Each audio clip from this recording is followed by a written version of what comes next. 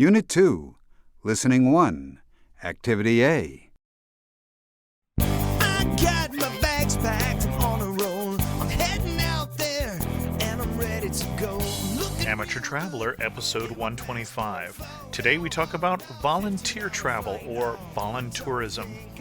Find out what kind of person is doing this kind of travel, what they're doing when they get there, and just who it is they're meeting. On today's Amateur Traveler. Cafe. I know that I should be heading home, but maybe not today. Welcome to the Amateur Traveler. I'm your host, Chris Christensen. I'd like to welcome to the show Linda Stewart. Linda is the Executive Director of the Global Citizens Network. Linda, welcome to the show first. Thank you, Chris. Glad to be here. What is the Global Citizens Network? Global Citizens Network is a nonprofit organization based out of St. Paul, Minnesota that's in its 16th year. We've been providing cross-cultural expeditions to indigenous communities around the world. Okay. And so what we're talking about on this show is volunteer travel, or voluntourism is the other phrase that's been used. Let's start with the why. Why, after I've been working so hard for the whole year, would I want to go and work someplace else? Yeah, that's a great question.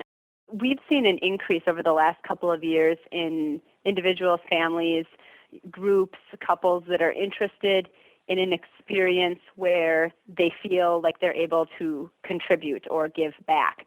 And so while going to see new lands, meet new people is still very enticing, there is something to be said about going and doing good. And that is an opportunity that Global Citizens provides with its cross-cultural trips and the service aspect on the trip. There's an opportunity to meet others, meet friends, see new places, new lands, taste new foods. But then in addition, there's an opportunity to work on a service project that will make a contribution to the community where we're partnering. Before we get into specifically what you guys are doing, can you tell us a little bit more about what are the ranges of opportunities when we talk about volunteer travel? Everywhere you turn around now, you'll see volunteer opportunity. Voluntourism is on the rise. And one thing that our organization has maintained over the last 16 years is the opportunity to travel and volunteer together as a team. And so we do solicit intact teams, but also individuals are welcome to come and join us on any group trip. There is a wide range of opportunities. Others include individual placement. Some are in rural areas versus urban areas. Others may be more of a tutoring or English teaching placement. Others may be in orphanages.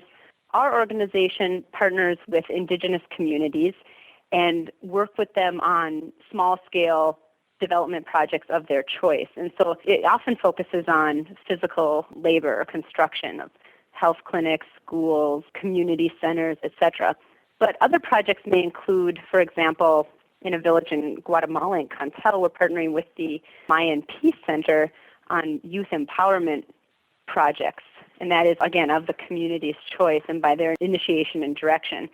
So in Cantel, there's the center where the youth come and they learn about Mayan weaving, medicinal medicines, traditional dance, etc. And our presence there is really to also kind of validate the culture and the preservation of the culture. And so that's a really significant project that we feel like we're working on. So there's a wide variety of opportunity for people if they feel like they want to go together as a team, if they want to go as an individual, if they want to go 50s and older. There's also an opportunity for baby boomers or senior citizens to be together. And one thing about GCN is that we mean an age-diverse organization, so families, children, 8 and up are welcome on our programs. Can you describe your volunteers? Can you give us a couple examples of people who volunteer for you? Well, 2/3 of our volunteers are women. Interesting. The other demographics of our volunteers would include, as I just mentioned, some sort of family combination.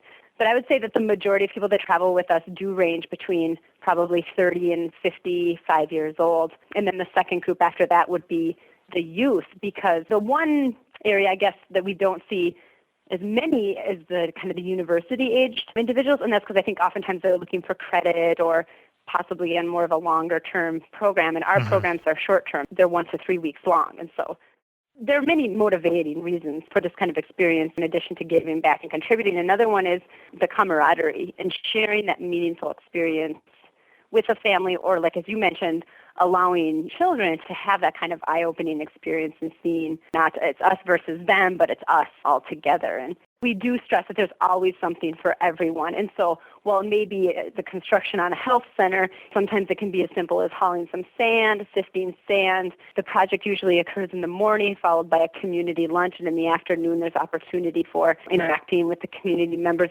in weavings and classes and lessons, learning, educational forums at the clinics. I mean, there's always just such a wide variety because the goal is to really immerse yourself in the daily lives of the village people and to see how they live. So what was your personal experience with how you got so involved in volunteer travel? Well, as a youth, I was fortunate enough to have an experience to go on an alternative project when I was in high school. It was very eye-opening for me. It was an ecological project in Dominica in the Caribbean. Mm-hmm. And it was my first taste of what alternative travel is. And everyone is pretty aware of a lot of what the mass tourism opportunities are. But I was really touched by that experience and very moved that at that time someone was raising my awareness and my realization and my conscientiousness about supporting the local economy versus buying all the souvenirs that you would buy on a cruise ship per se. And so there was something that really resonated with that experience for me. And then it just kind of prompted a lifetime of seeking those kind of experiences, learning a second language, doing research and study abroad in college, and just one experience led after another. And then if you could get a little more specific in terms of what we would expect if we actually went someplace with GCN, what countries are you in, first of all? We partner here in the United States with several Native American reservations, as well as First Nations in Canada. We are in Mexico, Ecuador, Peru, Guatemala. We're in Africa and Asia, Kenya and Tanzania specifically. Wow, okay. And what's the average group size? Our groups are small. They range anywhere from 4 to 12. Okay.